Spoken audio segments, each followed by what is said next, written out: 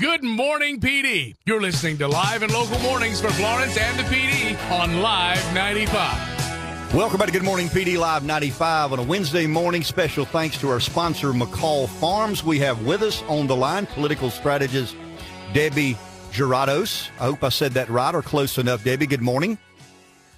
Good morning. It's Georgatos. It's a tough Greek name. It is a tough Greek name for a Southerner from homegrown South Carolina. I apologize for butchering the name. No problem. We had a state dinner last night at the White House.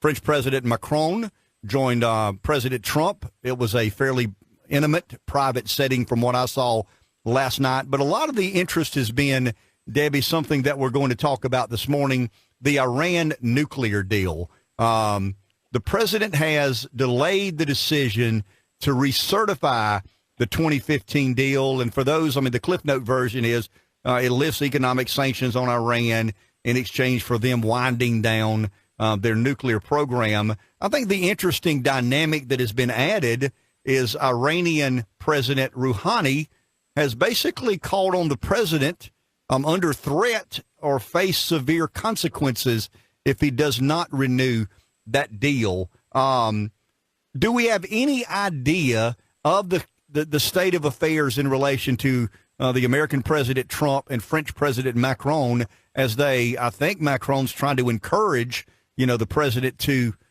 be supportive of the 2015 deal? He is. That was a great summary. President Macron, before he departed to come to America for this meeting, said to the press that he was going to be urging President Trump to keep America wrapped up in the Iranian deal. After the talks at the White House yesterday, and there was great imagery, by the way, of the two leaders talking and seeming to really develop a bond and be able to connect well. But after that, they both Macron came out and said, essentially, we do need some changes to this deal. He's talking about the need to address the failure. The deal originally does not have ICBMs covered, so what Iran would use to fire off their nuclear weapons if they were to develop them were not prohibited or limited in any way in the original deal. But the big sticking point for many people at the time of the deal and still today is the inspection provisions in the Iranian deal allow the country of Iran to exclude military installations from the IAEA inspectors, which is, it's like the analogy I've been saying this morning is it's like if the police came with a search warrant to your house and you said, you can search everything except for this one room over here. You're not allowed to go in there. I mean, the inspection provisions are the biggest tripping point in the deal, and I think that's part of what President Trump and others have been pointing out since it was signed, and I think that's part of the reason there has to be a push to change this deal, at least on that, and other provisions too, but that's the most problematic.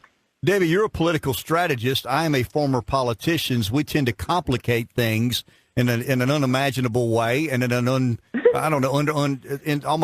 we can't even understand things to a certain point. But a lot of the conversations I have with business people and people of influence in our country is, can we trust the Iranians? Is it as simple as that? And if not that simple, how important is that ingredient to the deal? When we talk about inspections, we talk about disclosures, we talk about sanctions. But at the end of the day, how important is the trust factor when we're dealing with a country like Iran?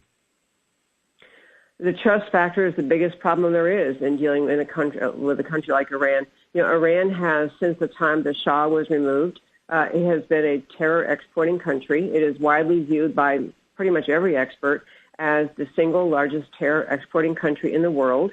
Under this deal, billions, as in B as in boy, billions of dollars sent back by America to Iran that money has been traced to having been sent to Hezbollah, other terror creating and spreading organizations around the world. So it's a very dangerous country, and they have lied in the past on other deals.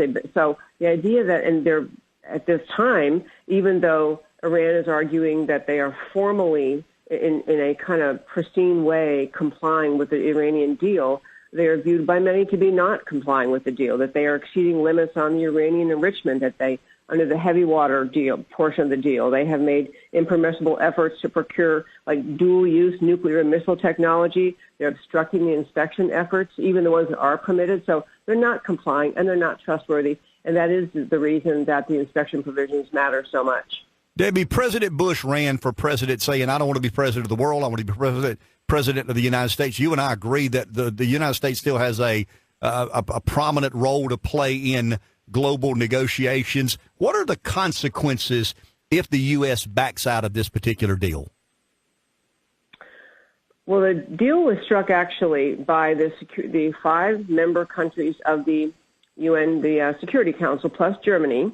So those 6 countries and Iran are really the parties to the deal, and then the United Nations accepted that deal. So if America will not certify their continued, commitment to the deal, that will mean the next step within America is we will move, I'm assuming, toward sanctions, bigger sanctions, increased sanctions against Iran, and try to isolate them and isolate the country of Iran, make it harder and harder for them to continue to conduct their terrorist offensive throughout the Middle East. I think that's the first step, and I think the sanctions will be severe. They have to be. In fact, sanctions are what brought Iran to the table to start with. The sanctions that the world signed on to were harsh enough that they came to the table. The other complicating factor for the government in Iran is there is widespread within their population very protests against the Iranian government. I mean, they get repressed by the media, but in January and February of this year, it wasn't just in the big cities throughout the country. So Iran has a very unsettled population. The government doesn't have the support of the people. They've got that to factor in too. But I think the answer to, sorry, there's a long ramble to get to the point. I think that Iran is going to have to respond and open the deal negotiations again, even though they're saying they won't, because they don't really have any place else to go.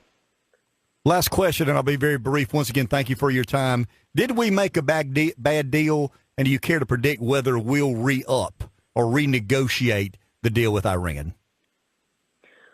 I think the deal in 2015 was a very bad deal for many reasons. We mentioned inspections. You can't inspect the military installations, just all sorts of detailed provisions. But I think that there should be an attempt to renegotiate with them. I think it's got to be a firmer insistence on not developing nuclear weapons. They're trying to cut down Iran's exporting of terror around the world, especially in the Middle East, and I think America will try to do that. I think it's not in our interest to just abandon the effort to get to a deal, but this deal was so bad. And actually, the European Union put out a statement a couple of days ago to that effect that we need to be doing more, and they're open to sanctioning Iran more. So I think the world pressure will be on Iran, and I think America will try to get to a better deal. Debbie, thank you for your time. You've been very helpful and informative. Enjoy the rest of your day. Thanks for having me.